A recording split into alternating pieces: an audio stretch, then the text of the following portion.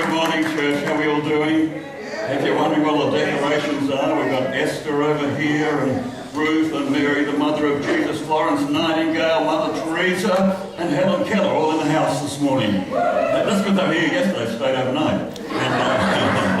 And we had a great women's conference here yesterday. In fact, before we move, I know you want to greet everyone. I just want to show you some pictures of yesterday's conference, and I think these will bless you. Here we go, some pictures. Check it out.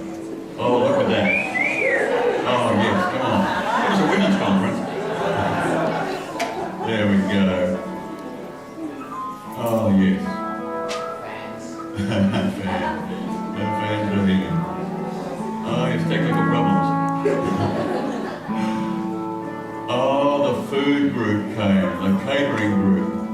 They belong to our church. And the compassion people were here. And of course people arrived, 2 by 2, and the gents were there to greet them. And then the ladies got serious and raised their hands in worship. And then Lara got up and spoke. Oh yes. And that's our speaker, Monica O'Neill. And the ladies ate some more. And they ate some more and more. And they had strawberries dipped in chocolate. Eat your hearts out. And oh, look at me!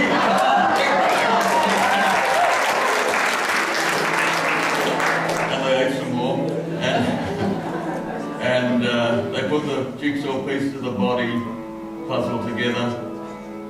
And they had some more worship with Sharon and Pamela leading. And then Ruth got up and gave a book review. And then they all went home. They were happy. I just want to say thank you I'm just overwhelmed by the excellence that our people present here. For the guys with their white shirts and bow ties, didn't they look something? They were just specky, weren't they? And the catering group that's part of our church here, and they put on great food.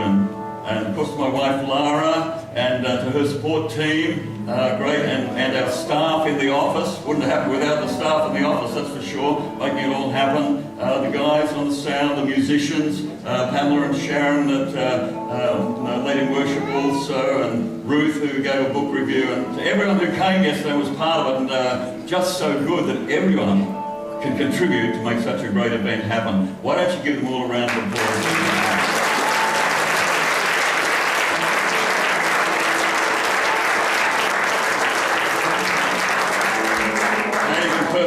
Throughout the auditorium, greet as many people as you can. Find Peter Mangano if you can. Tell him what a handsome man he is, would you? Fantastic. Bring everyone.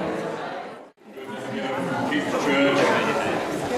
You're normally over that side, but bookshop's over there today. Good to have you, kids. Folks, we've got a child dedication this morning, and it's always great to celebrate with folk who are wanting to dedicate their children to the Lord, and Pastor Ron's going to lead us through that. Give it a round of applause.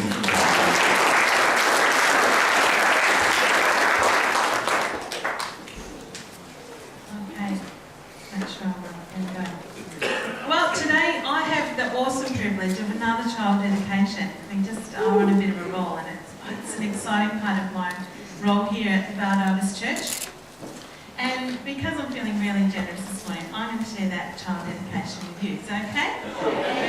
So you actually need to participate with me this morning, and I know that this special family will want you to participate too. So smile, don't look fearful at them.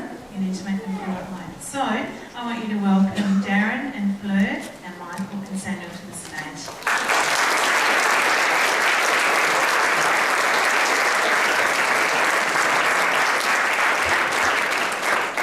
Come on guys, right up here. How you doing, Mike?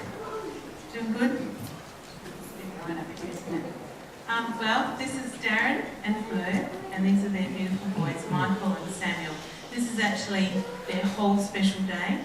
We are going to talk a little bit about Samuel, but everything that is about this morning is about them as a family. So it's a child dedication for Samuel, but it's really a dedication for them as a family. It is exciting to be standing here with these guys because Fleur came to us on an invitation to attend our MOPS group, which is our Mothers of Preschoolers sessions that we have during the week, or fortnightly on a Wednesday. And She had an invitation from someone to come, and here they are today. At the time that she came to MOPS, some pretty emotional stuff going on. They were working through some big family upheavals, and so Fleur was able to come to MOPS and find encouragement and support. Don't look at me, Fleur.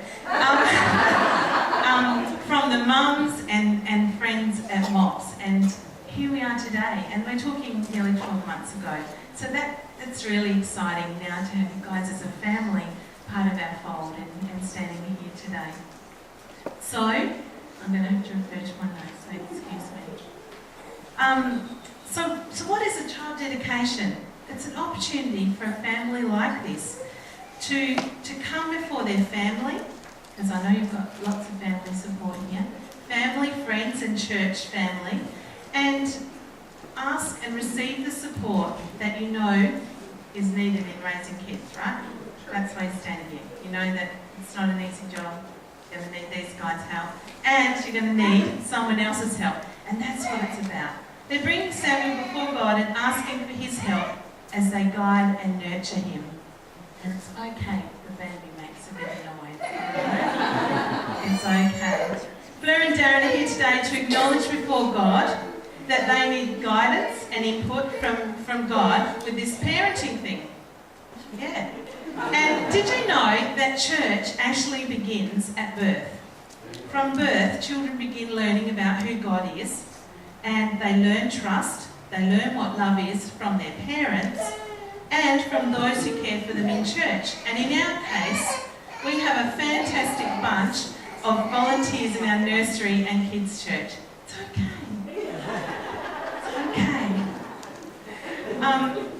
So, you know, church isn't just about, it's starting today for these guys. It started the minute they came. And the minute that they landed in these guys' arms, church is about sharing the love of God, and that's what these guys are doing. The Bible tells us of a story, the story of Hannah, and I thought this was a very fitting story to tell you guys, in 1 Samuel, who prayed to God for a son. The Lord answered her prayer, and she gave birth to Samuel. And afterwards, don't get too excited, let me tell you the rest of the story. Afterwards, she said in 1 Samuel, verse 27 and 28, I prayed for this child, and God gave me what I asked for. And now I have dedicated him to God. He's dedicated to God for life. Then and there, they worshipped God. Hannah did such a thorough job at fulfilling her promise to the Lord that when Samuel was weaned, she took him to the house of the Lord to live with Eli, the priest. She did that to fulfill the vow that she'd made to God concerning Samuel. Now I can see the fear come over. Don't worry, I don't think God's telling us today, through me, to leave baby Samuel at the church office for our lovely senior pastor and his wife Therese. That's not what God's saying, okay? The real point, I asked for participation, but you know. The real point here, Fleur and Darren, is that Hannah released her child to God, and then he did as he instructed. The result was that Samuel became one of the greatest prophets of God the world had ever known. We don't want to limit God. We don't want to limit God, what God can do in our children, by clutching them to ourselves and trying to parent them alone. If we're not positive that God is in control of our children's lives, we'll be ruled by fear. And the only way to be sure that God is in control is to surrender our hold and allow him to have full access to their lives. The way that we do that is to live according to his word and his ways and pray to him about everything. So today Samuel cannot seek God for himself, but Darren and Fleur want to ask today for assistance in helping Samuel come to a place in his life where he knows for sure that God is with him. So Darren and Fleur are going to partake in some vows, and you'll also help us with that. But it doesn't end here. It must be an ongoing commitment to encourage and pray for these guys as a family. So can I encourage you to get to know them, if you don't already? And a great place to start with getting to know these guys and their family Fleur has provided the most enormous cake. I'm telling you, the enormous cake I've ever seen for morning tea. And they really wanted me to share with you. They'd love you to stay, enjoy a cuppa at the coffee shop, enjoy in the cake, and enjoy the fellowship here this morning. Your cakes, yeah, that's it. You're going to share your cake? Yeah, good. Mud cake. There, I've given you the scoop, chocolate mud cake. So, I've digressed a little. Let's get serious here. Darren and Fleur want to publicly acknowledge before God and their family and friends that they love Samuel enough to want to raise him as God has planned for him. So, I'm going to read a vow to you, and all you need to do is say, I do, and hopefully that's what you're going to say to me, alright? Don't come unstuck now. Do you promise independence upon God to train up Samuel to the best of your ability, to give wise counsel, care, provision and support for his emotional, relational, physical and spiritual well-being? Fantastic. Now it's your guys' turn. I'd like you to stand with me. The congregation vows are on the screen. In big gusto, we're going to say these in support of this family. We promise to support and encourage this family as they seek to live according to the pattern and potential for which God created them, as they seek to raise Samuel to pursue his God-given destiny. I'm going to ask a good friend, a mutual friend, Leonie, to come. She's going to share, she's going to pray for these guys this morning. So, thanks, Leonie.